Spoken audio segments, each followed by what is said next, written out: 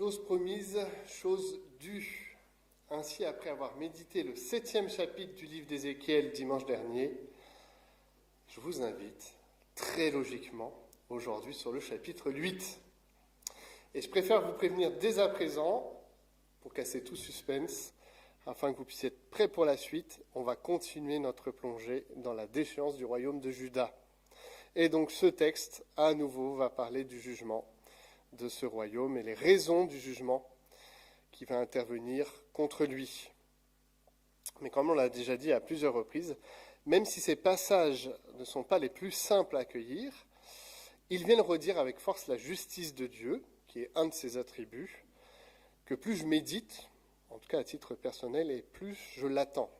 J'attends la justice, parce que ça vient répondre à une soif toute naturelle de chacun d'entre nous. Une question simple, en effet, qui ne voudrait pas d'un monde où une justice parfaite s'opère ? Je pense qu'on a tous soif de ça par rapport aux injustices qu'on a pu vivre chacun d'entre nous. Mais tout en disant cela, il y a quand même une question qui demeure. Est-ce que nous sommes prêts à la voir en action, cette justice ? Est-ce que nous sommes prêts à comprendre le pourquoi et le comment de la justice de Dieu et comment Dieu intervient pour faire justice ? Parce que c'est un peu différent de vouloir une justice dans notre vie, mais ensuite de se confronter à la justice dans la manière dont ça se présente dans la Bible et la manière dont Dieu vit la justice. Pour redonner le contexte immédiat du passage qu'on va lire dans quelques instants, la vision que nous allons lire se déroule plusieurs mois après le début du mime prophétique que l'Éternel a ordonné à Ézéchiel.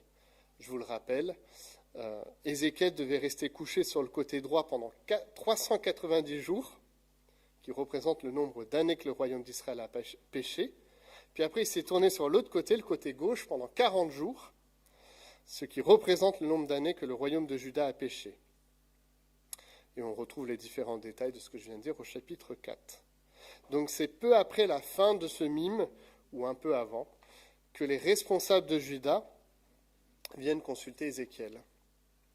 On a pu déjà le dire, mais là aussi c'est un rappel.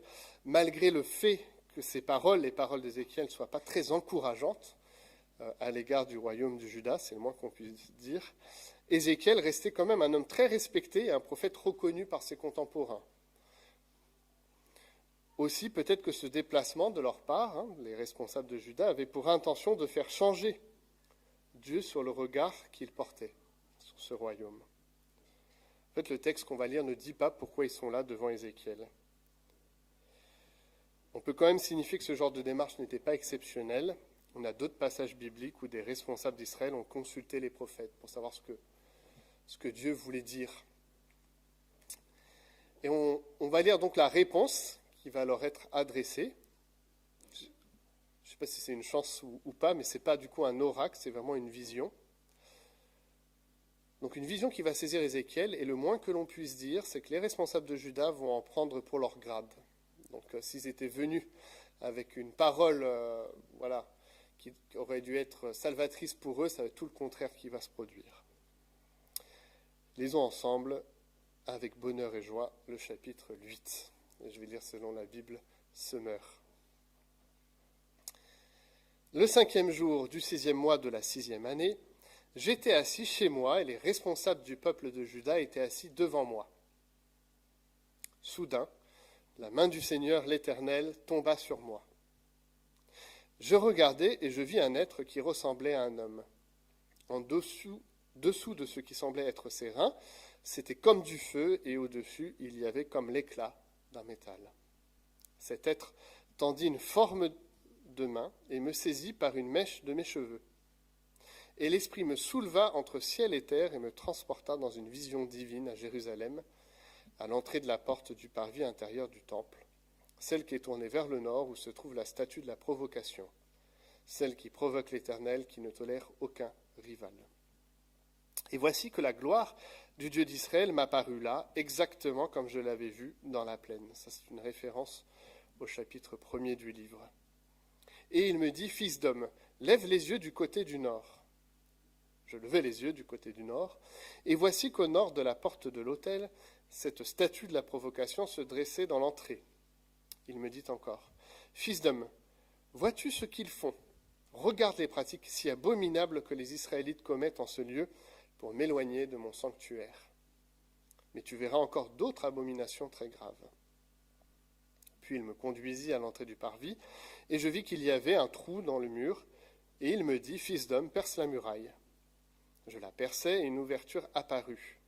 Il me dit, entre et regarde les horreurs abominables qu'ils commettent ici. J'entrai, et je regardai, et voici que je vis, dessinées sur la paroi tout autour, toutes sortes de représentations de reptiles et de bêtes répugnantes, et toutes les idoles de la communauté d'Israël. 70 hommes, responsables de la communauté d'Israël, se tenaient debout devant les idoles. Chacun d'eux avait en main son encensoir où s'élevait le parfum d'un nuage d'encens. Et Zahania, le fils de Shaphan, se trouvait au milieu d'eux.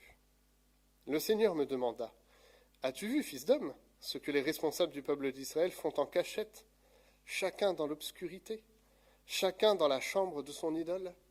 Car ils se disent, l'Éternel ne nous voit pas, l'Éternel a quitté le pays. » Et il ajouta, « Tu vas voir qu'ils commettent encore d'autres abominations aussi graves. » Il m'emmena à l'entrée de la porte nord du temple de l'Éternel, et je vis des femmes assises là qui pleuraient la mort du dieu Tammuz. Et il me dit, « As-tu vu, fils d'homme ? Tu verras encore d'autres abominations plus graves que celle-ci. » Il m'entraîna vers le parvis intérieur du temple de l'Éternel, et voici qu'à l'entrée de ce temple de l'Éternel, entre le portique et l'autel, j'aperçus environ 25 hommes qui avaient le dos tourné au sanctuaire et se tenaient face à l'Orient. Ils se prosternaient en direction de l'Orient pour adorer le soleil. Il me demanda, « As-tu vu, fils d'homme, la communauté de Juda estime-t-elle donc qu'il n'est pas suffisant de commettre toutes ces abominations auxquelles ils se livrent en ce lieu ? Faut-il encore qu'ils remplissent le pays de leurs actes de violence et qu'ils reviennent sans cesse m'irriter ? Regarde, les voilà qui élèvent le rameau jusqu'au nez. À mon tour d'agir avec colère. Je n'aurai pas un regard de pitié, je serai sans merci.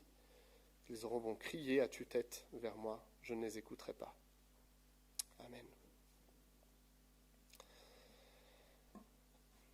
Ce texte, cette vision d'Ézéchiel est à voir comme un tribunal qui se met en place, et l'Éternel qui prend en fait l'occasion de la présence des responsables de Juda pour dire les raisons du jugement qui va être opéré.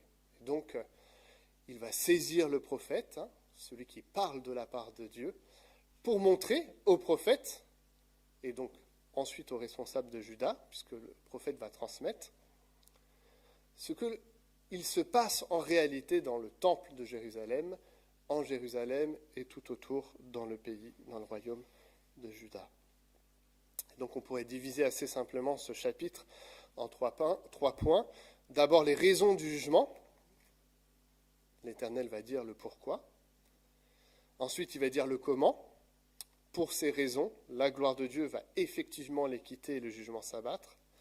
Et enfin un troisième point, un peu de contextualisation. Comment cette parole vient nous parler aujourd'hui, comment elle s'adresse à nous, qui ne sommes plus dans le contexte de l'Ancien Testament, mais de celui de l'Église, et comment il parle dans une société qui n'est pas chrétienne.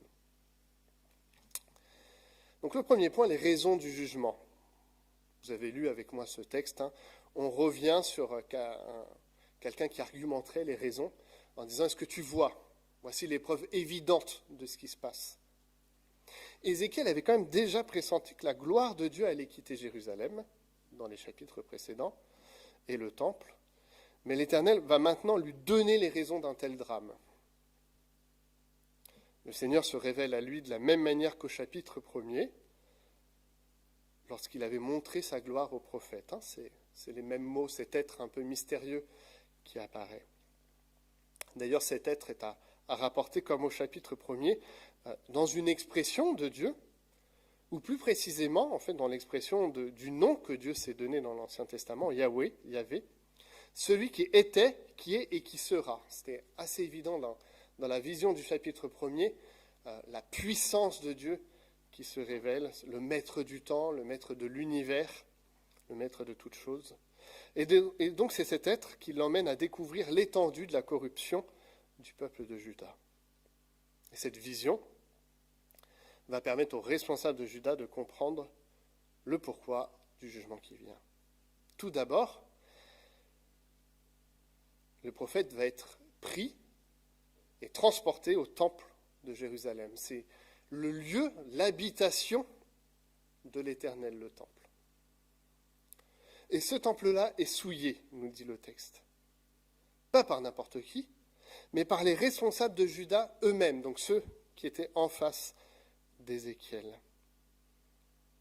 Ces responsables, et même les familles les plus respectées de Juda, puisqu'on nous parle du fils de Shaphan, il y a Azania. Alors là, il faut que je vous donne un tout petit peu de contexte. On retrouve Shaphan en Jérémie 26-24. Shaphan, c'était en fait un homme qui avait aidé Jérémie. Jérémie, c'est un contemporain d'Ézéchiel, et Jérémie n'a pas eu une vie facile. Parmi d'autres choses, plusieurs fois on l'a menacé de mort, et on voulait même le mettre à mort, et Shaphan est un des hommes qui a permis que Jérémie ne soit pas mis à mort. Donc c'est quelqu'un qui a aidé Jérémie à sortir d'un mauvais pas, mais son fils, donc le fils de Shaphan, fait partie de ces responsables qui louent des idoles, qui adorent des idoles. Donc même une famille très respectée, même une famille qui a aidé un prophète, se retrouve pris dans cet exemple des responsables de Juda qui vont adorer des idoles.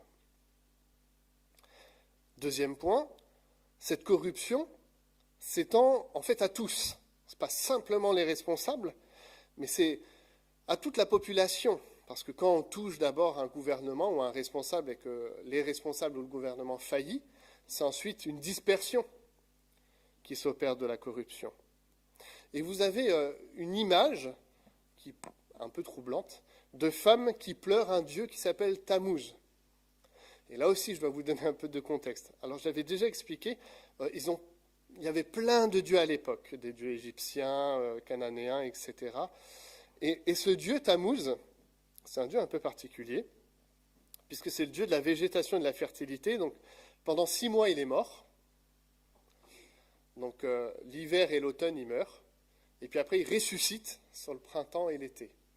Donc, pendant 6 mois, on pleurait ce dieu, et pendant 6 mois, ensuite, on louait sa résurrection. Mais vous comprenez bien que le problème de ce culte-là, c'est qu'en fait, les Judéens, les Israélites, auraient dû pleurer plutôt l'Éternel, se repentir vers l'Éternel. Les pleurs auraient dû être d'abord pour l'Éternel plutôt que pour ce Dieu Tammuz. Et enfin, comble de l'horreur, 25 hommes tournant le dos au sanctuaire. Donc là, on est dans le sanctuaire, mais maintenant, on tourne le dos à la présence divine, vont adorer le soleil.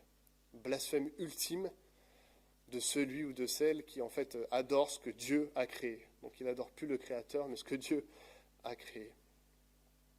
25 hommes, qu'on pourrait même préciser sûrement des prêtres, parce qu'on nous précise que c'est entre le portique et l'autel qu'ils se trouvaient, exactement où les prêtres d'Israël devaient se trouver pour accueillir les hommes et les femmes qui voulaient faire des sacrifices. Donc la corruption spirituelle, relationnelle, est totale. Il n'y a plus rien à sauver dans la maison de Dieu, puisque la maison de Dieu est devenue le lieu du culte idolâtre. Et même on a mis une statue, en fait on ne sait pas de quelle statue il est question, mais une statue d'un Dieu. Et à chaque fois que l'Éternel va dans sa maison, il voit cette statue-là qui l'offense. Faillite spirituelle, morale, relationnelle du royaume de Juda. Et faillite qui s'accompagne, parce que c'est souvent le cas, d'une corruption morale et éthique. La conséquence de cette faillite spirituelle, c'est que la violence est partout. Le résultat concret, pratique de l'idolâtrie qui est menée par ces différents personnages, c'est l'injustice et une déchéance sociétale. Ce n'est pas le tout, l'idolâtrie, donc le fait d'adorer autre chose que Dieu, mais ça provoque nécessairement une faillite éthique et morale. Le droit n'est plus respecté, la loi n'est plus respectée, et des gens en souffrent. Il y a de la violence dans le royaume de Juda. Voilà les raisons de la colère et de la fureur divine. Alors que Dieu avait donné son nom, alors que Dieu s'était révélé au peuple d'Israël, alors qu'il les avait sortis d'Égypte, alors qu'il avait donné les preuves de son amour et de sa bienveillance à l'égard de ce peuple l'a rejeté. Pire, ce peuple a décidé, dans la maison où il devait habiter, de le déshonorer et de l'irriter. Pour ces raisons, la gloire de Dieu va effectivement les quitter, le jugement s'abattre. En fait, il est intéressant dans ce texte que Dieu n'agit que par réponse à ce que les Israélites ont fait. Le verset 18, d'ailleurs, le dit de cette manière, « À mon tour d'agir avec colère et fureur. » Donc il a attendu de voir comment allait réagir le royaume de Juda, et c'est en réponse que lui-même réagit. C'est un peu différent d'un Dieu qui ne vous donne pas de raison et qui vient tout défoncer. Là, il y a des raisons qui sont données objectives, pratiques, claires, à l'attention du royaume de Juda et des responsables de Juda. Et donc, Dieu intervient sur le format d'une réponse à leur propre colère et fureur. C'est la colère et fureur première de Juda qui provoque les réactions de l'Éternel. Et là où leur colère est mal placée, malsaine, injuste, la colère de Dieu est sainte et juste. Il leur avait donné la loi, il leur avait donné les 10 commandements, il avait prouvé son amour et sa bienveillance à l'égard de ce peuple. Second élément de ce jugement qui vient, dans ce texte c'est assez marqué, c'est fait en cachette, c'est secret, c'est ténébreux, c'est occulte, parce qu'ils viennent adorer des bêtes répugnantes. D'ailleurs, on ne sait pas trop ce que c'est dans ce texte. C'est le propre d'une vision d'être un peu symbolique, un peu floue. Mais ils agissent de manière secrète, cachée, ténébreuse, alors que la colère de Dieu, elle, va être manifestée au grand jour, exposée en pleine lumière. Tous en seront témoins. Il n'y aura pas de cachotterie, ça sera visible. Toutes les autres nations verront la manière dont ça va se produire. Et ça sera là aussi une réponse aux responsables de Juda qui auront dit, mais en fait, Dieu n'est pas là. Dieu est parti, Dieu nous a quittés. Ça fait beaucoup penser aux paroles du psalmiste, reprises un certain nombre de fois, où on vient voir le psalmiste, on lui dit, mais où est ton Dieu? Qu'est-ce qu'il fait? Montre-moi ton Dieu et puis je te montrerai le mien. Mais en fait, l'Éternel répond, j'arrive et je vais donner ma réponse. Ce texte vient aussi nous parler de la patience de Dieu. Alors je sais que ce n'est pas évident dans ce texte-là, puisque là il est à bout, donc il est moins patient. Mais on se rappelle du mime prophétique dont je vous ai parlé. 390 jours qui représentent en fait 390 ans de patience de l'Éternel vis-à-vis de son peuple. 40 jours qui rappellent 40 années de patience à l'égard du royaume de Juda. Donc 420 années d'attente avant que ce jugement intervienne. 420 années où le peuple aurait pu changer. Et donc il serait faux de dire que Dieu agit simplement dans une colère passagère, sous le format de l'émotion. Il vient répondre à un temps de patience où le peuple aurait pu changer, où le peuple aurait pu se détourner de cette idolâtrie. Mais au contraire, au lieu de se détourner, ils se sont enfoncés dedans. Chacun a choisi son Dieu, chacun l'a fait en cachette, puis après ça s'est exprimé publiquement à l'attention de tout le peuple, jusqu'à adorer le soleil. Je le redis, blasphème ultime à l'encontre de Dieu. On vient honorer la créature, l'astre créé, plutôt que le Créateur lui-même. Et cette question de la patience de Dieu va revenir, en fait, dans la Bible. Il est souvent question de patience de Dieu, mais aussi de colère de Dieu, les deux ensemble. Aujourd'hui même, dans le temps qui est le nôtre, nous sommes dans un temps de patience. C'est Pierre qui le dit dans sa seconde lettre, au chapitre 3. Mais nous, l'Église, nous attendons, comme Dieu l'a promis, un nouveau ciel et une nouvelle terre où la justice habitera. Donc on est toujours sur la notion de la justice. C'est pourquoi, mes chers amis, dans cette attente, Faites tous vos efforts pour que Dieu vous trouve pur et irréprochable à ses yeux, dans la paix qu'il donne. Comprenez bien que la patience du Seigneur a pour but votre salut. Paul, notre frère bien-aimé, vous l'a aussi écrit avec la sagesse que Dieu lui a donnée. Et après, Pierre de dire qu'il y a des passages compliqués chez Paul, ce qui est un peu ironique, parce qu'il y a des passages bien compliqués aussi chez Pierre. Mais vous voyez le temps de la patience qui est donné. Dieu agit avec patience, mais au bout d'un moment, il n'en peut plus.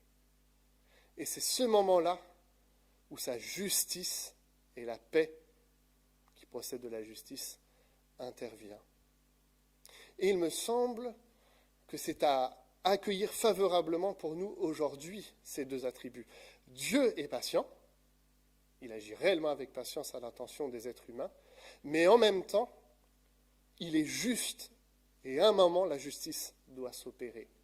On ne peut pas simplement se satisfaire de la patience de Dieu sans rien derrière, parce que même nous, humainement, on ne pourrait pas se satisfaire de cela. On peut avoir de la patience, mais lorsqu'une injustice est criante et que nous la vivons, on a soif de justice. On souhaite que la justice intervienne. Et Dieu va agir avec justice. La vision d'Ézéchiel vient répondre à l'aspiration de chacun à la justice et définit cette justice. Elle procède de celui qui était, qui est et qui sera.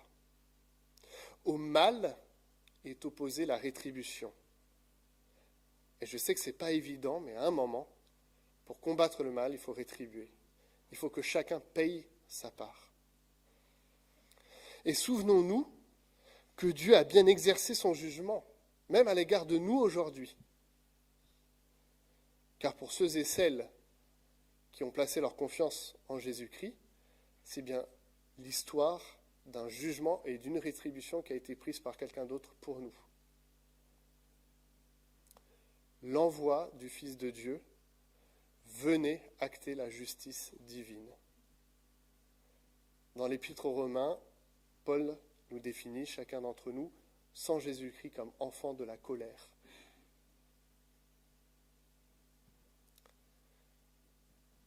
Plein de textes du Nouveau Testament parlent de cela, que Christ a été notre justice, que c'est Christ qui a porté nos péchés et nos iniquités. Deux textes, un premier en Matthieu 8, verset 17, donc c'est Matthieu qui rapporte des miracles qui ont été opérés par Jésus. Le soir venu, on lui amena beaucoup de gens qui étaient sous l'emprise de démons. Par sa parole, Jésus chassa ces esprits mauvais, il guérit aussi toutes les maladies. Ainsi s'accomplissait cette parole du prophète Ésaïe. Il s'est chargé de nos infirmités, il a porté nos maladies. La rétribution de notre péché est tombée sur le Christ. Et Pierre, à nouveau, cette fois-ci dans la première épître de Pierre au chapitre 2, verset 24, il a pris nos péchés sur lui et les a portés dans son corps sur la croix, afin qu'étant morts pour le péché, nous menions une vie juste. Une autre traduction, pour la justice. La justice traverse à chaque fois tous les textes qu'on lit. Oui, c'est par ces blessures que vous avez été guéris, car vous étiez comme des brebis errantes, mais à présent, vous vous êtes retournés vers le berger qui veille sur vous. Ces différents textes viennent impliquer ce que la justice de Dieu signifie. Si nous pouvons être réconciliés aujourd'hui, graciés aujourd'hui, c'est parce que Christ a pris la justice qui devait être la nôtre pour notre péché, la condamnation qui doit être la nôtre pour notre péché. Au fond, nous aurions dû tous subir ce que les Israélites ont subi dans ce chapitre 8. Le Christ vient répondre à cette problématique de la justice de Dieu. Juste un petit effort de contextualisation aujourd'hui, parce que a priori, il n'y a plus Tammuz, il n'y a plus des bêtes répugnantes, plus des temples dans lesquels on peut aller pour adorer de telles choses. Néanmoins, on l'a déjà dit, donc je ne vais pas le rappeler, il y a bien des formes d'idolâtrie qui demeurent, et toutes ont pour définition celle de ne pas reconnaître Dieu pour la place qu'il a. Mais j'aimerais aussi dire qu'en fait, ce chapitre 8 vient d'abord nous parler à nous, Église. On serait vraiment tenté, je crois, de lire ce chapitre et de dire vraiment, les pauvres qui sont en dehors de l'Église, ils vont souffrir, hein. Ils vont prendre le maximum de jugement possible. Mais il me semble qu'en fait, il est question dans ce texte d'hommes et de femmes qui avaient reçu la parole de Dieu. Donc qui avaient reçu l'alliance, qui avaient été destinataires de cette parole. Donc l'intention d'Ézéchiel est de rappeler à ces croyants le mauvais chemin qu'ils ont pris. C'est-à-dire qu'en fait, le message, c'est d'abord à l'Église qu'il faut le prendre. C'est un rappel pour l'Église de ne pas se fourvoyer, de ne pas chercher autre chose que Dieu et Christ. Et bien sûr, il y a une parole à l'attention de nos contemporains qui sont loin. Mais il me semble qu'on peut ajuster cette parole avec le niveau de connaissance qu'ils ont. Parce que Jésus l'a fait, parce que ses apôtres l'ont fait, parce que Paul l'a fait. Je vous donne un exemple pour illustrer mon propos. Lorsque Paul est arrivé à Athènes, il a vu plein de dieux qui étaient là, chacun sa statue. Paul, son premier propos, ce n'était pas de dire Dieu va vous pulvériser. Le premier propos de Paul, et je trouve ça excellent, c'est de dire mais vous êtes vraiment très religieux. Mais là, il y a un Dieu que vous ne connaissez pas, on va pouvoir en parler. En fait, il a pris l'ignorance des Grecs pour amener son propos. Alors, dans la vérité de ce propos, il y avait effectivement le jugement, mais il n'y avait pas que ça, il y avait aussi la reconnaissance qu'ils avaient besoin d'entendre l'Évangile. Et c'est une incitation pour nous, pas simplement avoir une parole dans les gens qu'on rencontre du jugement en disant soit tu te convertis, soit tu te fais broyer, mais c'est de venir à la rencontre en fait de là où la personne se trouve pour lui parler de Dieu. Et dans cet ensemble, il y a une vérité. Il y a la vérité du jugement qui s'opère pour la justice, mais il y a aussi l'ensemble aussi de la réconciliation, de la grâce, du chemin qui est ouvert pour chaque homme et chaque femme. Et pour moi, c'est un élément important à prendre en compte, ça. Ézéchiel s'est adressé à des hommes et des femmes qui avaient tout en fait, qui avaient tout reçu de la part de l'Éternel. Donc il n'y avait pas de choses qui pouvaient minorer le choix qu'ils ont fait, comme en fait il n'y aurait pas de choses qui pourraient minorer dans l'Église si l'Église venait à commettre des abominations, l'idolâtrie ou de sortir du culte à Dieu. Et ça s'est produit dans l'Église. Je vous lis simplement une Église qui malheureusement a vécu cette chose dans Apocalypse chapitre 2, on est dans les 7 lettres adressées aux 7 églises. Je vous lis. Je connais tes œuvres, ton amour, ta fidélité, ton service et ta persévérance. Je sais que tes dernières œuvres sont plus nombreuses que les premières. Pourtant, j'ai un reproche à te faire. Tu laisses cette femme, cette Jézabel qui se dit prophétesse, égarer mes serviteurs en leur enseignant à participer au culte des idoles, en se livrant à la débauche et en mangeant les viandes des sacrifices. Je lui ai laissé du temps pour qu'elle change, mais elle ne veut pas renoncer à son immoralité. Voici, je la jette, elle et ses compagnons de débauche, sur un lit de grande détresse, à moins qu'ils changent en renonçant à agir selon son enseignement.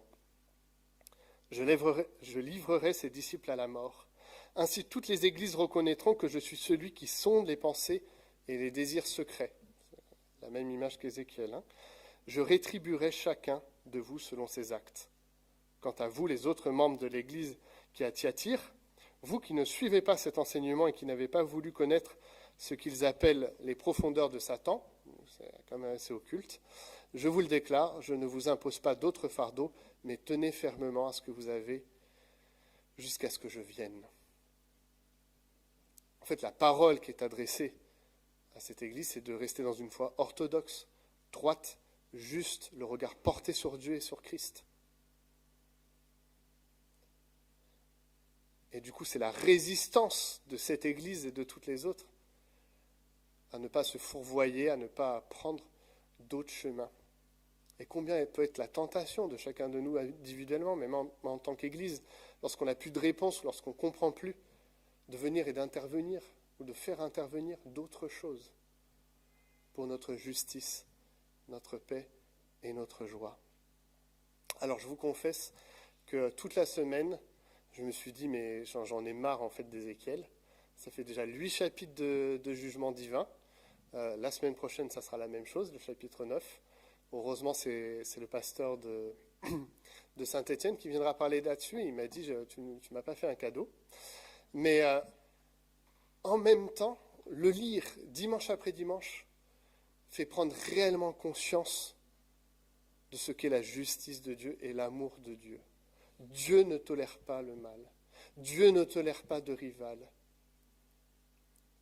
Dieu vient et parle aux hommes. Et il attend une réponse des êtres humains. Il attend une relation avec les êtres humains.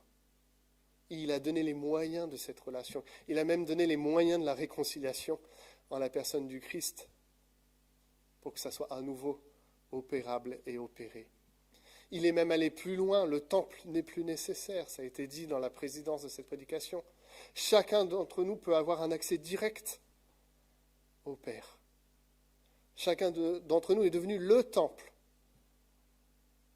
pour le Christ vivant et ressuscité. Et c'est cet appel vibrant de Dieu, cet appel d'amour qui est adressé aujourd'hui par la bouche d'Ézéchiel. Et c'est aussi l'amour de la justice. Oui, Dieu ne supporte pas le mal. Oui, Dieu ne supporte pas la violence. Oui, Dieu n'accepte pas la faillite morale, éthique, sociétale. Il est outré de voir ça. Il est outré de voir des hommes et des femmes se perdre dans 10 000 choses au lieu de regarder à lui. Mais il use de patience.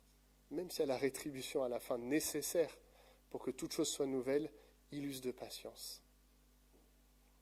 Et que nous puissions saisir ce temps de patience, chacun d'entre nous, pour avancer vers lui, pouvoir témoigner aux uns et aux autres avec douceur, bienveillance, mais aussi vérité, que nous trouvions les mots et que nous puissions être sensibles à ce que Dieu dit, il le fait. Il l'avait dit à Israël, il l'a fait. Ce qu'il nous dit aujourd'hui, il le fera également. Je vous invite simplement à prendre quelques instants et on peut terminer par la prière.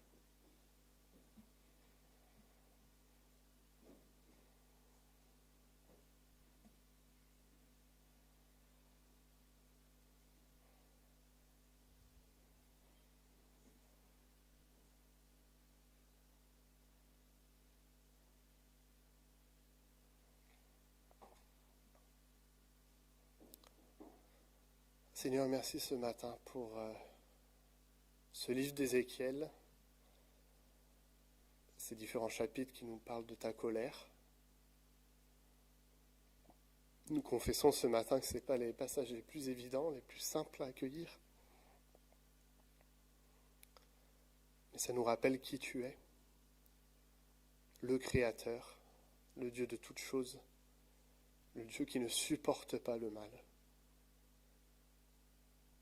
Seigneur, tu as confronté les responsables de Juda dans leur faillite, dans leur incapacité à se conformer à tes directives pour leur justice et leur paix. Et les conséquences ont été terribles. La violence, l'injustice, le fait de te tourner le dos, de trouver d'autres lieux de refuge plutôt que toi. Mais nous voulons aussi, Seigneur, redire ta patience. Tu as attendu, tu as appelé, tu as redit la possibilité de la repentance. Et nous voulons nous en saisir aujourd'hui alors que nous sommes dans un nouveau temps de patience. Oui, Seigneur, un jour tu viendras et tu jugeras. Et nous attendons même ce retour avec vive impatience. Notre cœur entier crie, Seigneur, viens. Mais nous voulons aussi nous saisir de ce temps-là pour parler de toi, pour nous avancer vers toi, pour changer, nous laisser transformer par toi. Seigneur, apprends-nous à accueillir ces textes pleinement, entièrement, à nous laisser sonder par toi et ton esprit. Merci Père pour qui tu es. Merci Jésus pour ta venue, ton ministère, ta justice pour nous. Nous la prenons, nous l'accueillons et en retour nous te louons. En ton saint nom. Amen.